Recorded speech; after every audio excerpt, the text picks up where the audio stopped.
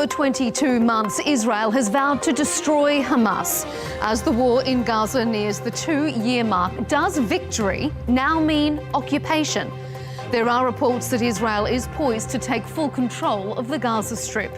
What would that mean for the remaining hostages and the civilians caught in the crossfire? It's up for debate on CounterPoints with me, Melinda Nusafora.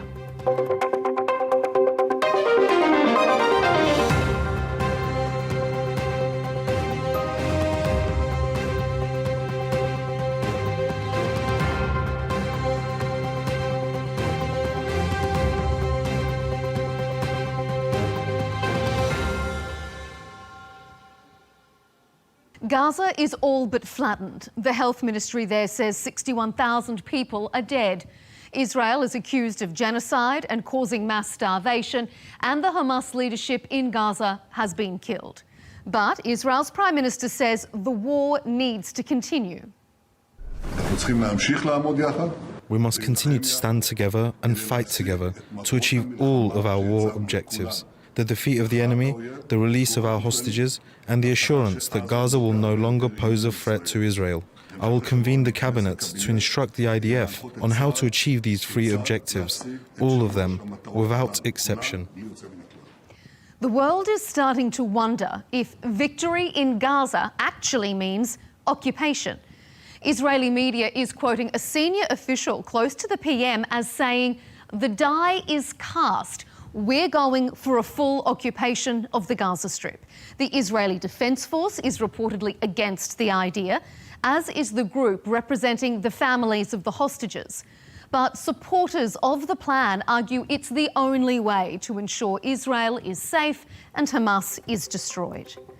On this episode of CounterPoints, we'll debate if Israel is serious about occupying Gaza. Will Arab League calls for Hamas to disarm have any impact? And is starvation being used as a weapon of war?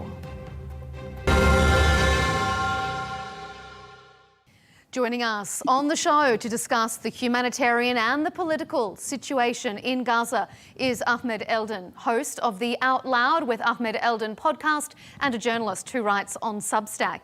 And Yaakov Amidror is back with us, a former Israeli national security advisor who served during a previous Netanyahu administration. Gentlemen, welcome to CounterPoints. Thanks for being with us. We could be approaching a very pivotal moment in this almost 2-year war. There is a deadlock in negotiations and now talk of an expanded military operation that could include the occupation of Gaza. Despite 22 months of fighting, having a far superior military and the backing of global superpowers, Israel says it still hasn't achieved its war goals. Yaakov, let's start with you. With all of that in mind, can and will Israel occupy the Gaza Strip? We have to make now a decision. It is well understood in Israel that the Hamas has only one card. It's the hostages. Their attitude towards the hostages is a barbarian, primitive way of attitude towards hostages, even against the rules of Islam itself. They don't feed them, and they might die within days if that will continue, and Hamas is not going to stop it. And we have to make a decision. Do we accept the decision, the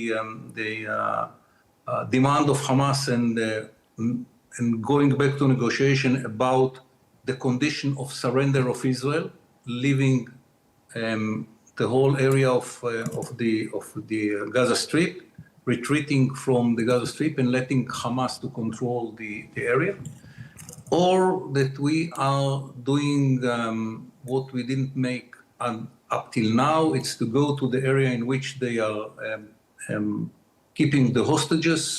It would be a big risk for the hostages, we know it, but we will have within a few weeks or months to conquer this 25% of the Gaza Strip and to eliminate the remnants of Hamas in this area. And Gaza City will be like Rafah or or Khan Yunis probably totally destroyed, but Hamas will not be there. We will kill them where they are now.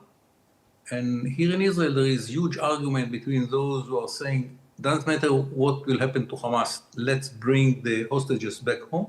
You see what Hamas attitude is, they will die in their hands. Or, as I said, to go to a big, again, to a big war in Gaza. Okay. Ahmed, what's your take?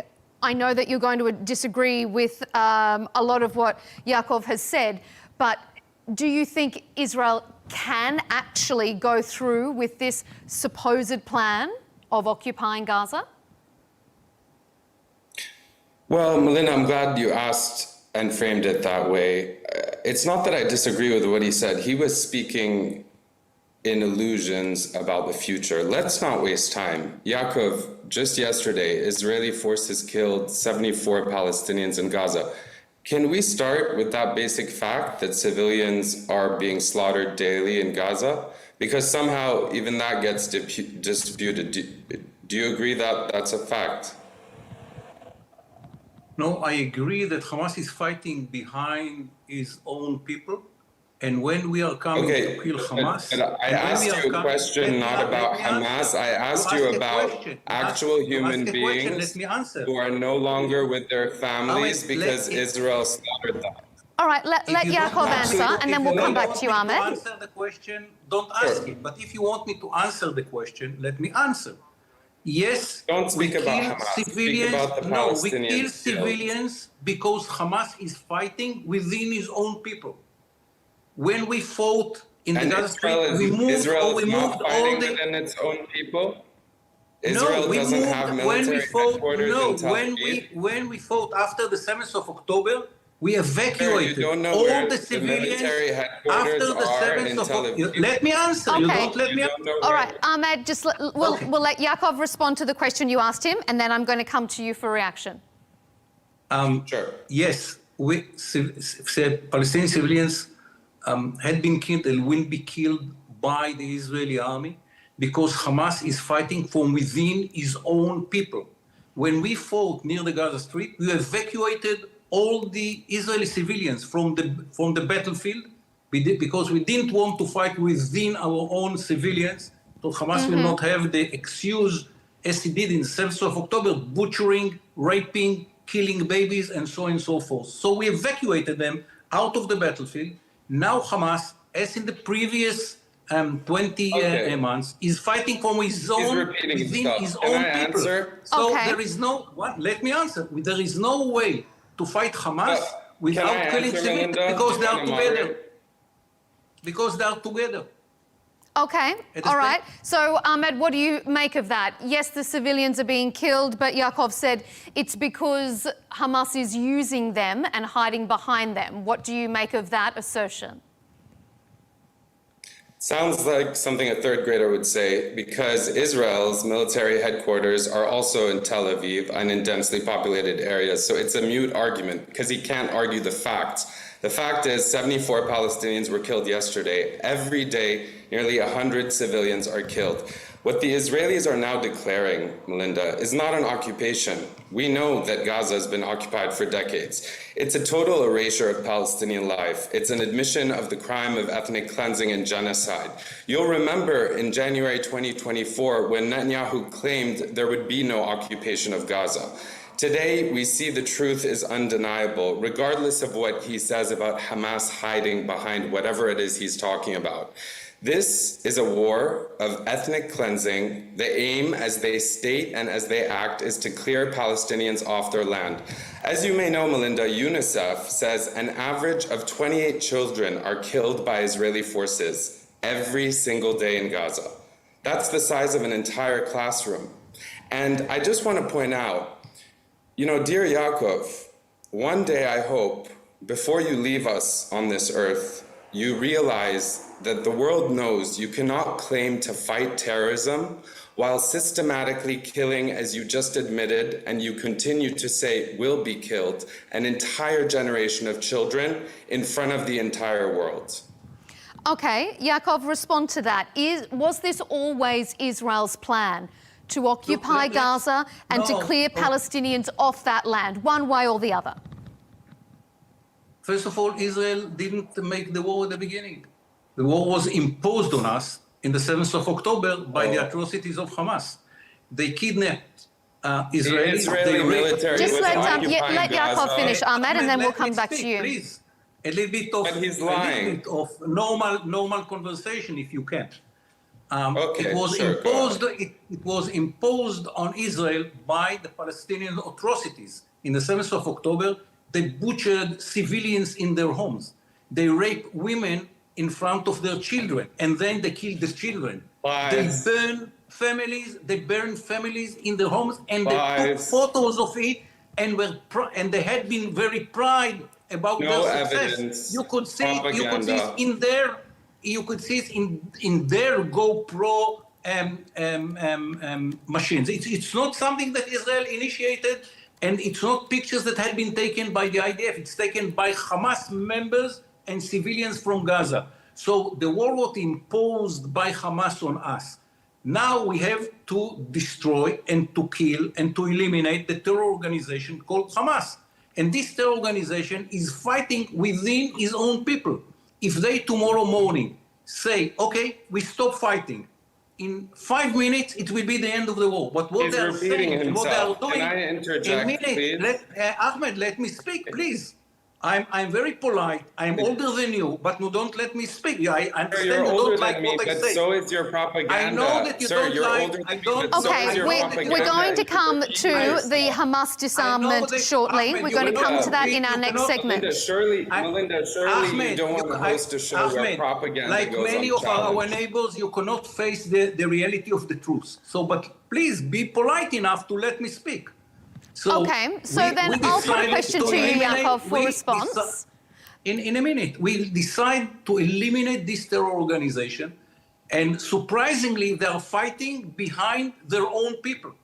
They are staying in their homes. They are fighting within their own wives and children. So there is no way to fight Hamas without killing Palestinians. It's not that what we want. We really don't want it, and we are in Israel. You can hear many voices saying how we can avoid it.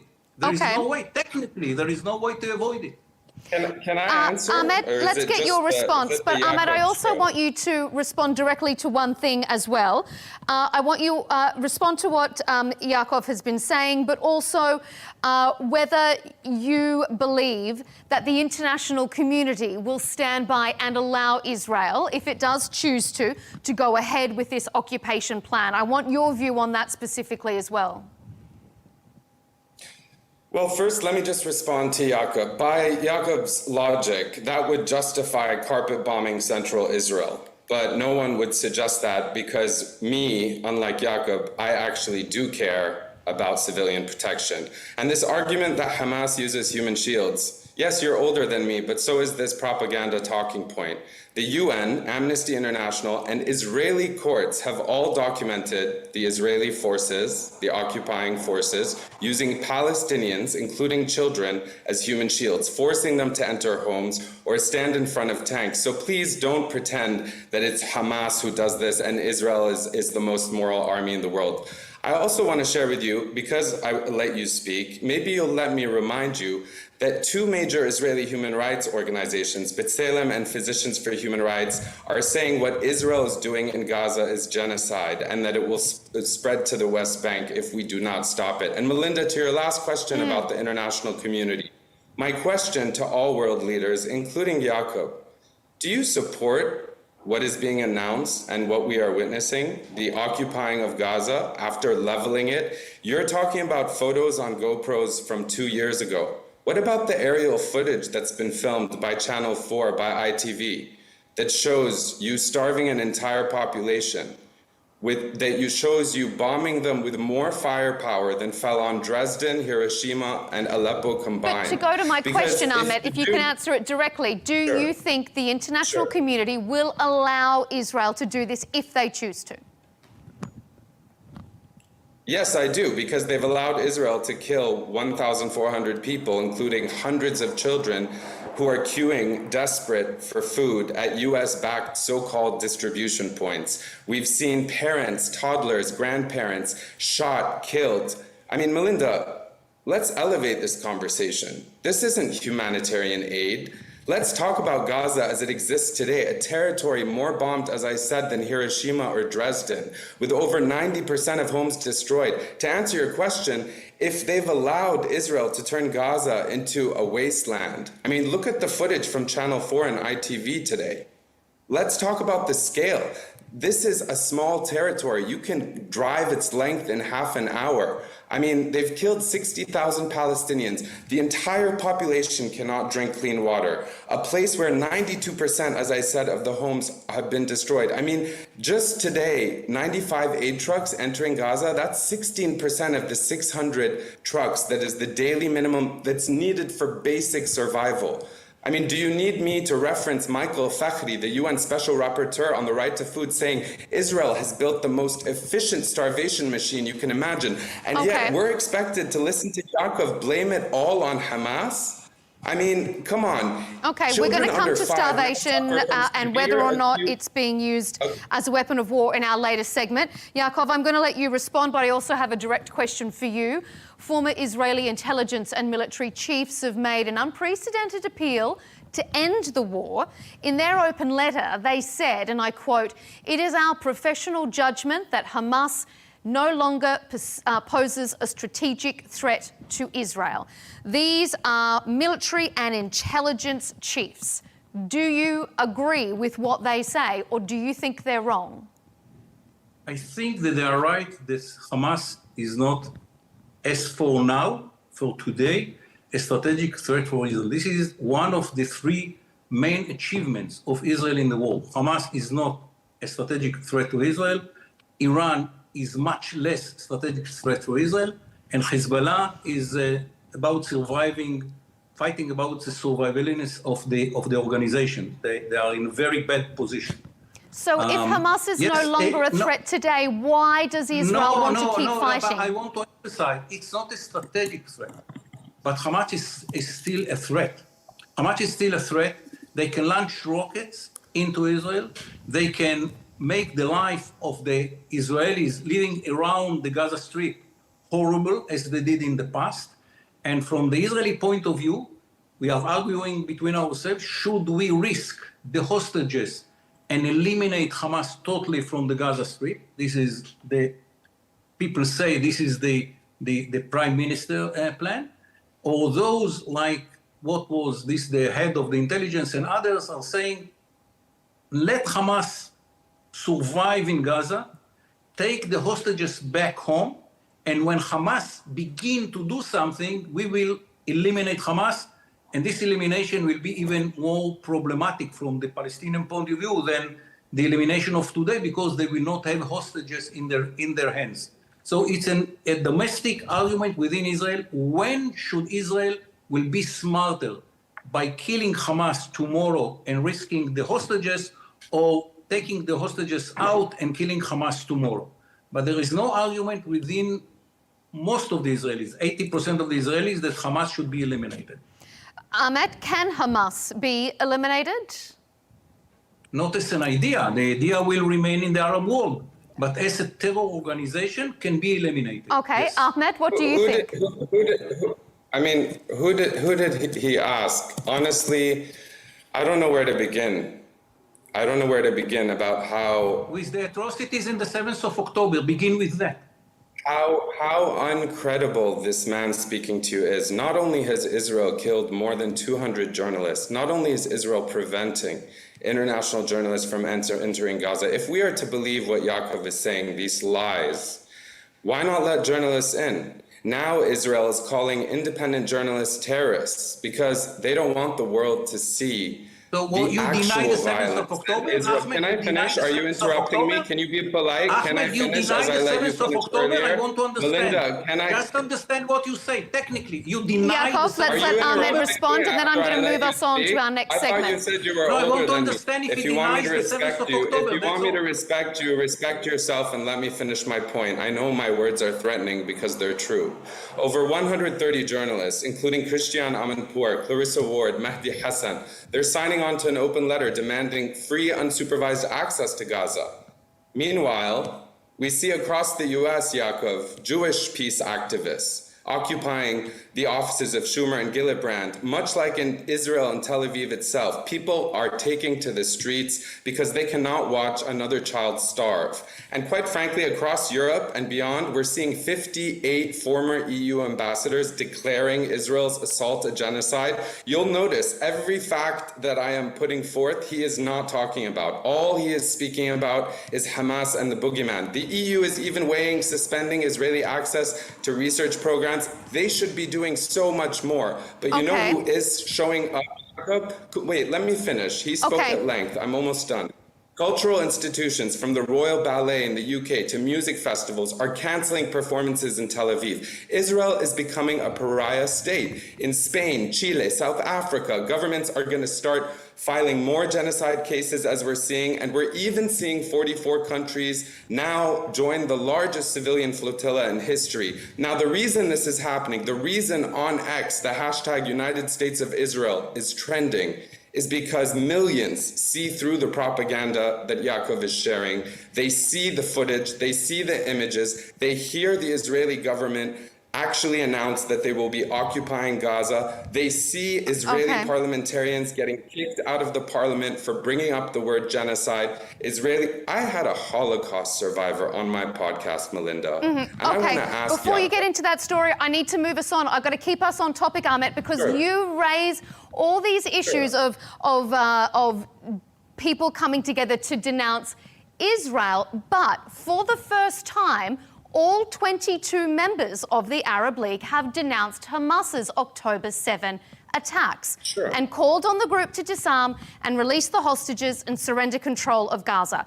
It comes as the ceasefire talks have all but broken down, with the US saying it's no longer interested in a piecemeal, temporary deal situation, but Hamas says it won't disarm as long as the occupation exists. So answer me directly, Ahmed. Will the Arab League's calls for Hamas to disarm have any impact? No, they won't. Why? And I think the reason that they won't is because... Yaakov, just let Ahmed finish, then I'm going to come to you.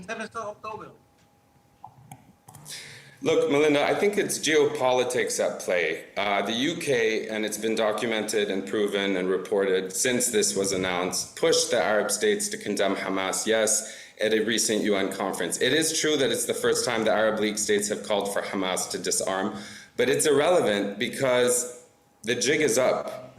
The world knows that. But why is it irrelevant, Ahmed? Because isn't a negotiation a two-way street?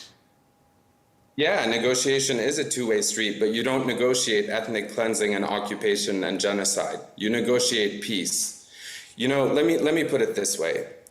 Genocide is not defense. May I speak a little bit in the conversation? You can speak. I'm almost done. Let me explain why it doesn't, Melinda, if you will let me. You can't starve entire populations and then expect to negotiate based on whether or not the person that you are oppressing collectively, that you are enacting crimes against humanity against, that we all, at least you and I, Melinda, can agree, are documented every day. You can't negotiate the right to resist oppression.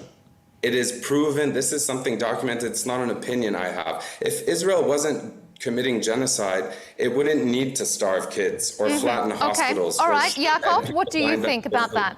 Killing 1,400 people. I'm not surprised that the decision of the Arab League is not relevant, because what Hamas has in mind is another 7th of October. They say, and we believe them. And what they did in the 7th of October that Ahmed is not ready to condemn is raping I women, am ready to condemn. burning I condemn children. it, but do you Ahmed, just let condemn what Yaakov Israel is finish. doing? Do you Ahmed, let condemn me the speak. dozens of Let Octobers me that speak. Israel is committing You since? justified No, it. you're the You one who justified can't it. condemn violence. You The justified audience it. knows What they who did, can't condemn they burned. violence here. Ahmed, The let me audience speak. knows who is Ahmed, unable. Did you condemn the killing of 74 people today? Ahmed, Did you? let me speak. Did you? Ahmed, Go ahead, do it. Condemn them. Okay, well- Ahmed, let me Yeah. speak, please. Go ahead. The people like Ahmed are not ready to condemn an organization which butchered children, rape women, burn families in their house, and then speak about I don't know what. But I remember you Speak asked about about the facts that international are community. documented Many of years Israeli ago, military Ahmed, let me speak. Let's Ahmed, move forward. We Ahmed, need to be the looking largest- at what's Ahmed, going to happen now, not Ahmed, what we happened on October 7. Ahmed, Mr. we Ahmed need to be Dror. having a conversation Ahmed, about facts. let me speak. Ahmed, stop. Not Ahmed, about lies and Ahmed, propaganda that stop. have been disproven. And let Yaakov finish, please. Ahmed, let me speak. Let me Go speak. ahead, Speak Yaakov. lies. Ahmed, I let understand Yaakov that finish. You don't want to hear about the character of the people wanna hear that you lies. are supporting. I understand these people which behave like animals. You are not ready to hear how they behave in the 7th of October. Dehumanization begins. Yes, go Yes. ahead. Dehumanization. No, I Please, want go to say ahead. something different, totally different. You asked about the Animals. international Continue. community.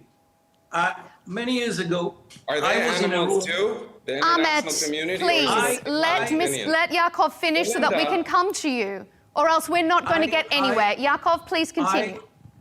I didn't say that they are animals. I say they behave like animals. They are not animals. They are human beings. Behave like My animals. mistake. Yeah. Carry on. I know that your mistake. It's not the only mistake that you did. Many years ago, Yeah, I was sure, in a go room ahead. with the chancellor of Germany, and we spoke about the situation. And someone of her people said, "But you know, General, everyone says that you are wrong." And she said, "When I was in East Germany, everyone said that I was wrong, but I was right." The fact that so many people condemning Israel doesn't say anything not about justice and not about the right of Israel to defend itself. We are not ready to live near organization like Hamas. After the 7th of October, this organization should be eliminated totally. If this organization continue to fight within his own people will be hurt by the war. We are very sorry about it, but it's the decision of Hamas where to fight. Okay. First of all, I just think we need to flag that we can't be generalizing and using derogatory terms like behaving like animals to identify an entire group of people. We certainly don't stand and condone that here on CounterPoints. It's not entire group. It's only Hamas members. But you didn't make it clear, so just for our audience, I just wanted to make it clear that that's what we are directing. But Ahmed made a point that I want to put to you, Yaakov.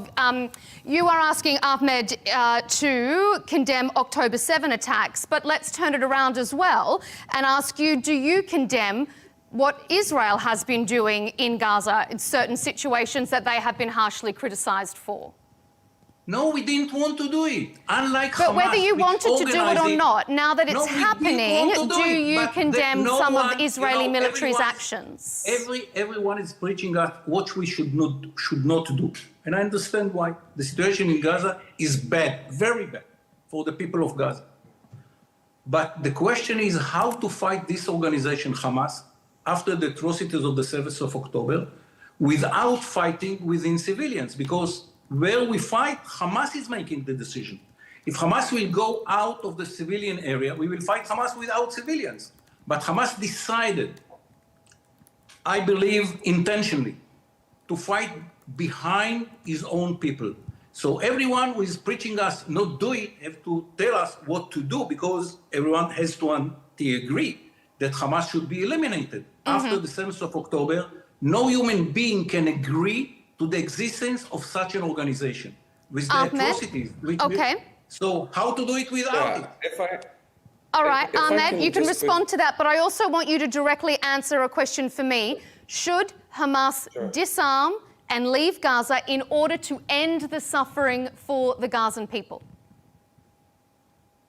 I think since it's Israel who is enacting the suffering, it is Israel who should disarm and leave Gaza, because Hamas is a resistance movement that was created in part by Israel. And I don't want to get sidetracked. People can Google that. And the Netanyahu government, how they helped foment and create Hamas. But I do want to ask, if I can, based on his last response, Yaakov, not as a journalist, but as a human being, how many children must Israel kill before it becomes unacceptable to you?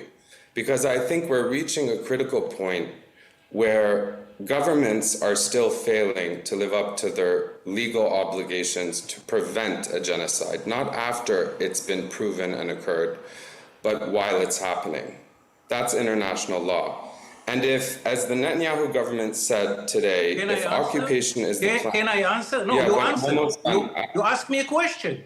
You asked me a question. Yeah, I'm not all right, done. you did ask him a question, Ahmed. All right, Yaakov, I want to answer. go ahead. From my point of view, not even one child should be killed. Not even one child in the Palestinian side should be killed.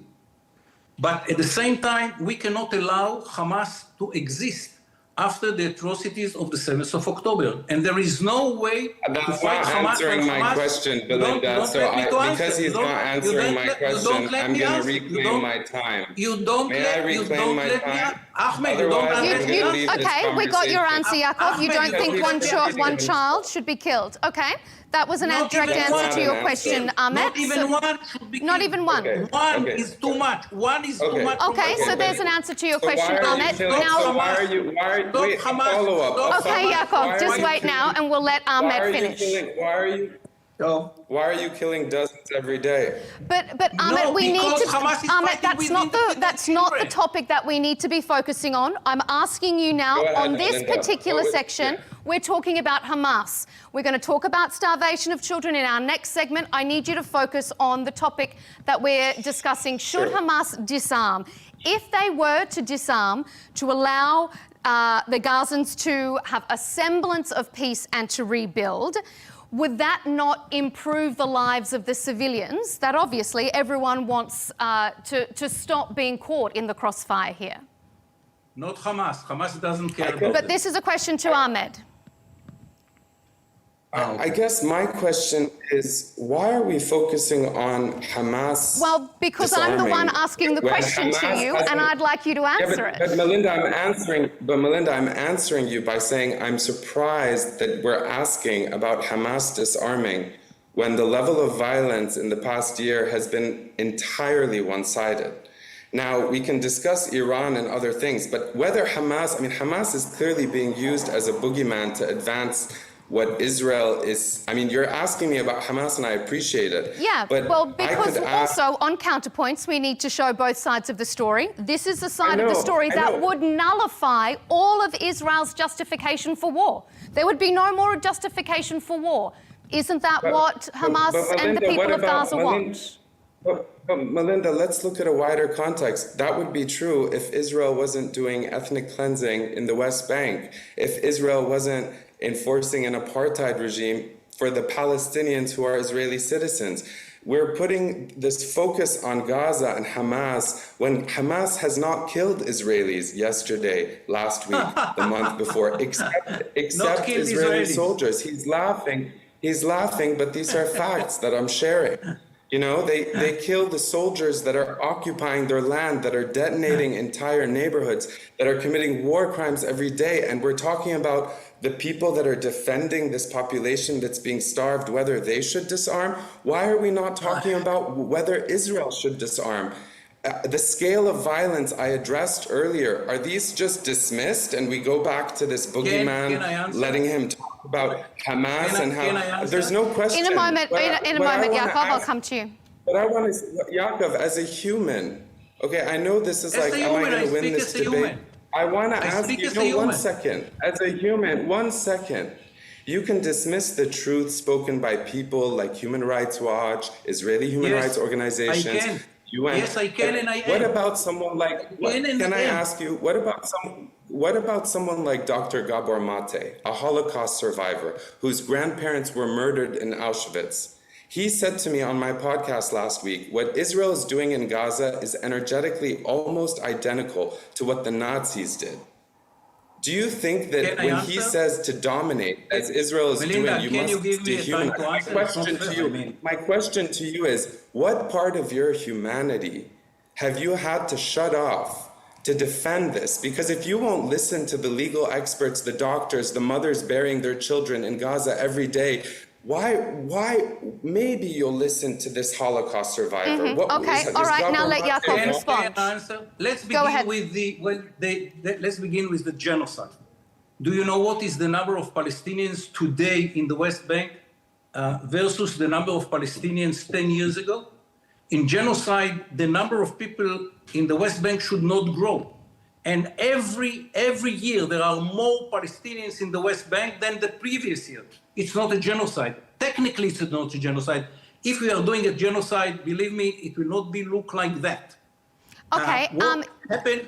So there is no genocide in the West Bank. There is no genocide in Gaza. There is a war in Gaza. And the war began when Hamas decided at the 7th of October to attack Israel.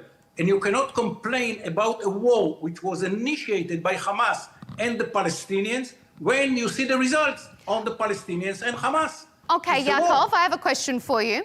If Hamas agreed to release the hostages, disarm and leave Gaza, would Israel end the war tomorrow? Not tomorrow, in 5 minutes. Israel was not in Gaza before the 7th of October. Not one Israeli was in the Gaza Strip before the 7th of October. That's a lie. Israel was militarily occupying No, you Gaza you have imagination world. I mean, something which you took out no your one can colonies argue in about. 2005, and you built more colonies in the West Bank. These are hard-cold facts. But Gaza was certainly not a free place. It has been under siege. Ahmed, you are lying. Okay. Not less than that. The whole world is lying except you. Not one soldier, not one Israeli soldier, and one Israeli citizen was in the Gaza Strip before the 7th of October. He doesn't not understand even the one. definition of occupation, Not even one. let alone genocide. That's not what the international legal definition is of an occupation. And as the ICJ ruled, are we not going to use facts? All right, now just take a breath. Ahmed, now you can calmly respond to the statement that Yaakov has made. Jacob, you call this self-defense, but genocide is not self-defense. You can't starve entire populations, as you are doing. You can't bomb children, disabling them. We don't starve the whole population. It's lie. You can't kill journalists and then It's a lie. Gentlemen, we are going to move on to our final segment. I want everyone just to take a breath because we've got a little bit further to go, and I want to make sure both of you have the right amount of time and airtime to get your points across, because we need to ensure that our audience is seeing both sides of the story. The United Nations figures show that more than 1,300 Palestinians have been killed while seeking food since late May. The World Health Organization says more than 5,000 children under the age of 5 have been admitted for treatment of malnutrition in the last 2 weeks of July. Yaakov, is starvation being used as a weapon of war?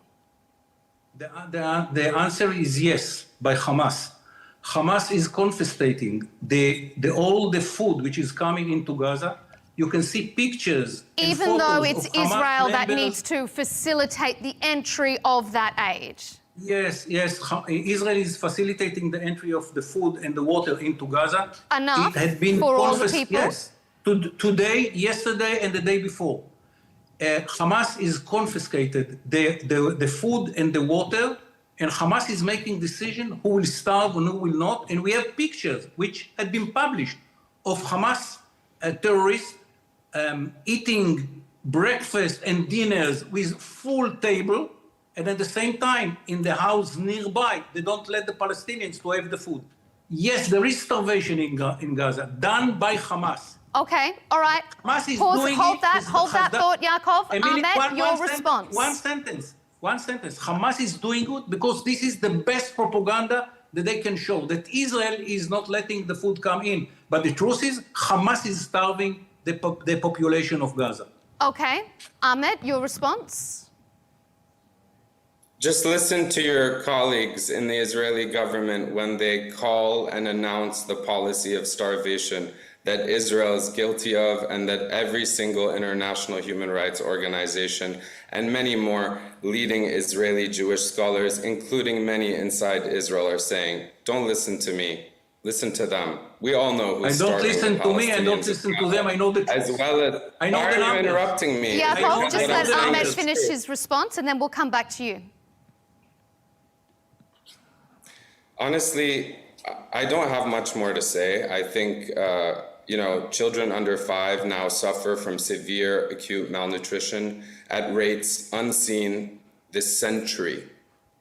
By December 2023, already 80% of Gaza's population faced catastrophic hunger. It's been 2 years. And yes, as you said, about 1,400 Palestinians have been shot by Israeli soldiers and US security contractors while trying to get aid. Yet, even though that's a fact, that even aid workers themselves who work for the Gaza Humanitarian Foundation are saying to the media, even though that's a fact, Yaakov wants us to believe that it's Hamas that is starving the Palestinians, shooting the Palestinians, and killing the Palestinians. Okay, Yaakov, so are you suggesting that aid has been, that a sufficient amount of aid, what do I think they were talking, 400 or 600 truckloads of aid per day is going into Gaza? Because that's what has been agreed is the right amount. Is that going in? Not every day, because there is a queue of trucks. Not one day. In the entrance of Gaza. Not one day. Let me answer. You don't let me He's speak. lying. No, because you're lying. Because there is a queue of trucks in the gates of Gaza that had not been taken by the United Nations agencies because but is it not Israel's responsibility to facilitate the entry of those drivers into Gaza? We are facilitating to the area, which from then on it will be a dangerous area for our soldiers, and we let the agencies of the United Nations to take it. They're afraid to take it because they know that Hamas will go on these trucks and will take the food, and they're afraid from Hamas. So if you take the queue of cars, of trucks, in the entrance of Gaza, these are the numbers. When you say that it's Israel's responsibility as an occupying power, I don't think he understands that regardless of his opinions, it is legally Israel's responsibility to allow the aid in. And we've seen the footage of Israeli settlers protected by soldiers preventing the aid from going in, including Israeli mothers protecting the aid. These are images that are fueling Israel's increased isolationism. Okay, Yaakov, have you got proof? What kind of proof do you rely on that it's Hamas that has been hampering the aid? Just to make people understand what we see. There is an opposition inside Israel for the fact that because we have those hostages in the hands of Hamas, that food will go to Gaza. They say they are not feeding our hostages, we should not feed them. In spite of this opposition, the government is overcoming the opposition and push the trucks into Gaza. What he saw is right. There are demonstrations inside Gaza against the fact that Israel is feeding Hamas inside Gaza. But in spite of this opposition, the government is doing it. Okay, Yaakov, I have a question. What evidence or what can you point us to back up your claims that Israel is allowing in enough aid, but it is being stolen by Hamas? Because even the US former special envoy, David Sapfield, said that Israel has not provided this evidence. Linda, you don't need anything. Just see the pictures. The trucks are coming in and Hamas is taking the trucks hostages. I mean, if you go to Gaza, you see there are big stores of Hamas. One of them, by the way, had been taken forcefully by the people of Gaza because they understood that the food is in the hands of Hamas. So a few weeks ago, many people went to this big store of Hamas. So look at the picture. You don't need any organization to tell you. Look at the picture and you see how Hamas is doing it. All right, Ahmed, do you think that Hamas has any responsibility for the humanitarian situation? Is its grip on power exacerbating perhaps an already difficult situation? Yeah, I think unlike Yaakov, I can admit that there's some responsibility, but overwhelmingly, it is Israel's responsibility, as I've said, just as it's Israel's responsibility to investigate and hold accountable the 2 Americans that were killed by Israeli settlers in the past 3 weeks. Why are those American citizens being killed by Israeli settlers? Why can an Israeli settler kill someone who worked on an Oscar award-winning documentary and then a week later be released and continue to threaten and attack Palestinian people? I mean, it is mind-blowing to me that, and I appreciate why we're having this conversation, but you think the world believes that Israel is a democracy when it denies the 7 million Palestinians of basic rights who live in the occupied West Bank and East Jerusalem? I mean, what kind of democracy, Yaakov, detains children without trial, murders children every day? It's being documented on social media platforms, right? Yaakov, if you want to respond directly to those claims. I understand why Ahmed is moving to the West Bank and have some problems with the West Bank and the settlers and so on and so forth, because he doesn't have answers to the responsibility of Hamas in the Gaza Strip. So he's jumping from Gaza Strip, an area in which there is, before the 7th of October, though, not even one Israeli, and now there are many Israelis because we are going after Hamas. Oh, so and now he's jumping to the West Bank. West Bank, another meeting, I'll explain it. Okay, Yaakov, final question to you. If Israel can assassinate Iranian officials with such pinpoint accuracy during their operation in Iran, how can there be so much collateral damage when they're protecting food delivery? Are these soldiers just not very good at their jobs? This is the difference between a state in which there are military forces, and when you attack mainly the military forces. In the case of Iran, 70% of the deaths are women and children. Let me answer. Just let Yaakov finish, because then I'm going to put that to you, Ahmed. I'm just trying to help to counter the lies. We're almost out of time, so Yaakov, you finish up, and then I'll come to you, Ahmed. No, I didn't answer you because you didn't let me. Let me answer. Go ahead. This is the difference between a state in which there are differentiations between the civilians in Tehran and the military guys, either the military or the guards of the revolution, because we attacked those with uniform, and they were not together with the civilians. We killed some civilians which are related to the nuclear project in their houses, but other than that, we killed those who are part of the military forces. In Gaza, there is no differentiation. Someone is living in his house, is fighting within his family, and if you want to kill him, you have to kill the family because they are fighting within their own families. This is the difference. This is what we are complaining about. But this is during people lining up for food. This is not in their homes or accusations of Hamas hiding in hospitals, Yaakov. This is people who are lining up for food. So why are these soldiers not able to differentiate children lining up for food? Because Hamas is coming without uniform within the civilians. You cannot differentiate between the civilians, Hamas fighting within civilians, with civilians labes, with not with uniform. All right. So at the end of the day, you cannot differentiate between them. All right. If they would do it, we're it would almost be out easy of for time, us. so a quick final word for you on that particular point, Ahmed, and then we'll have to leave it there.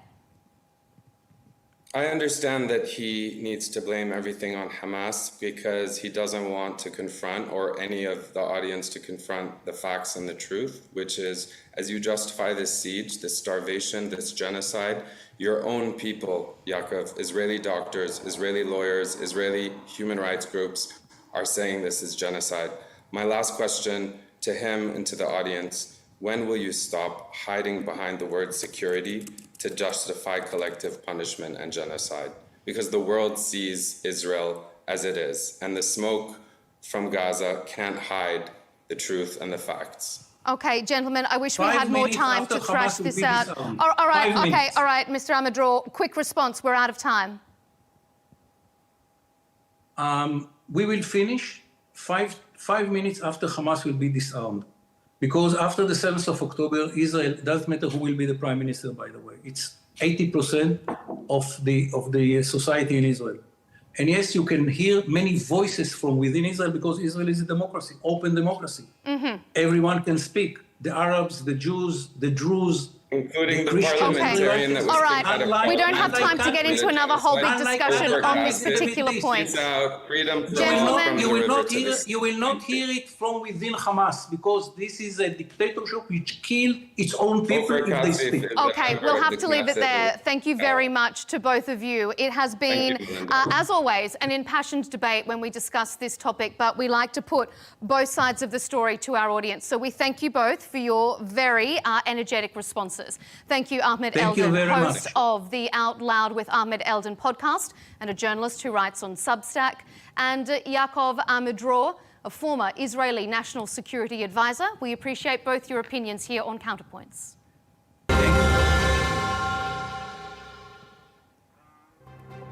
And thank you to everyone for joining us for another very heated CounterPoints debate. You can, of course, watch all our debates and interviews by subscribing to Al Arabiya English on YouTube, and be sure to follow us on X and TikTok so you don't miss a single thing. Thanks for your company.